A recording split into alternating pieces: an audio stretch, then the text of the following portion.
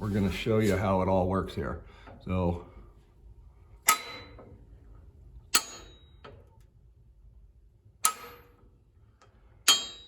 you can just keep going around and around and around. There's no reset to your bend, which can cause problems. Oh, the light came off here. We'll get that turned back on. But anyway, this here, where my pivot point is right here, where this dog hitches right here is 1 inch from the pivot point to this, and that creates quite a lot of force right there. This right here is a 14-inch wheel that I ground these cogs in for this to work. I just ground them with a grinder. It took a while, but that's how it worked. Let me get down here. I'm going to show you the underneath here where it goes to. Like I said, this is a 14-inch up here. Then it goes to this chain and sprockets down here. Get the shadow out of there. This first sprocket is right there, that's a 3-inch, and then it goes to this other sprocket down over here, which is 11-inch. So that gives quite a bit of force, multiplied force right there.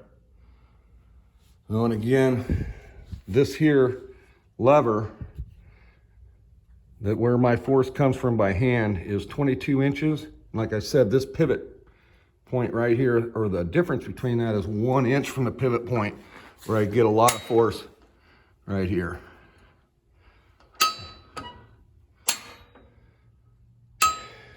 And let's see, I think that's about it as far as the mechanism goes. Here's some of the bars I built. Of course, I haven't used those yet. And again, check out my videos. All the bikes I built have bars on them that I bent one piece off of this here bender. This is a JD squared die. This is a die that I built, which is 1.5 inches. This JD squared one was 1.25 inches, I think, with a 3.5 inch center radius. And so I built this 1.5 inches. I used the Harbor Freight Kinker deal that I built that out of. It works just as good as the other one there. This is the follower, of course, for the 1.5 inches. And we're gonna go to building, well, we're just gonna take and bend some pipe here. So we're gonna use this piece of scrap I got here. I don't wanna waste a lot of pipe or tubing. I'll go ahead and show how that goes in there. I'm gonna back it off here to my starting point. Right there. Take this loop, put it in here.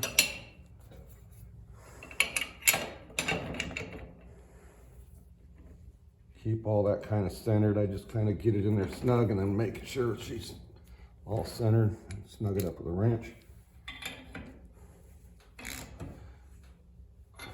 That'll be good there. And we're going to go ahead and take all the slack out. Right there. Now we're ready to start bending, so we're gonna so I've got this angle finder here. It's a digital angle finder.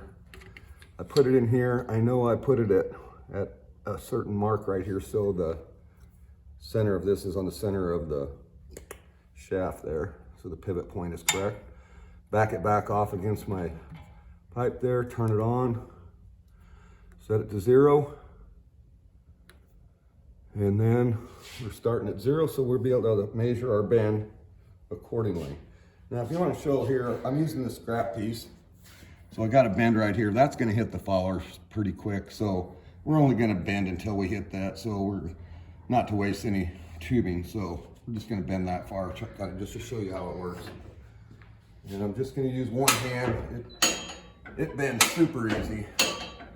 One hand can do it, no problem. Well, I know I've did something right.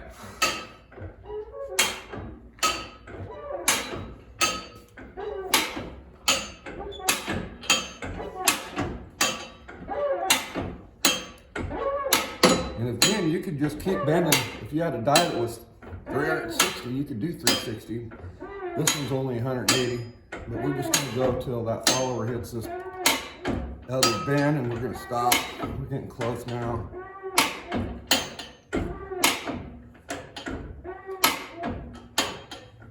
And that's about it. We're hitting that other bend now. So we got to 48.4. So if you wanted to duplicate that bend, take this out, throw another piece of pipe in there, a piece of tubing, and this is 120 wall, 1.25" is what I just bent there. If I wanted to duplicate that bend, you just, boom, start over where I did, and you stop at 48.4, and you'll have 2 exact bends.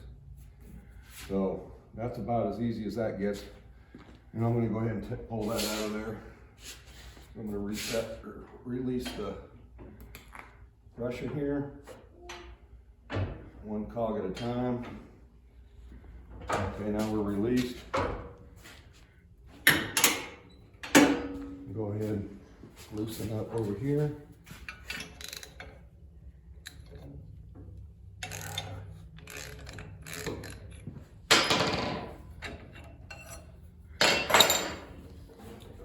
And say we can't get this out because of the bend, we can pull this out here. I got this pin right here. Get that out of the way and then get it out of there. So here's the bend we just made right there.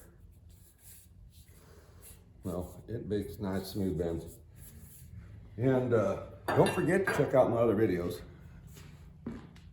And like and subscribe. Thanks for watching.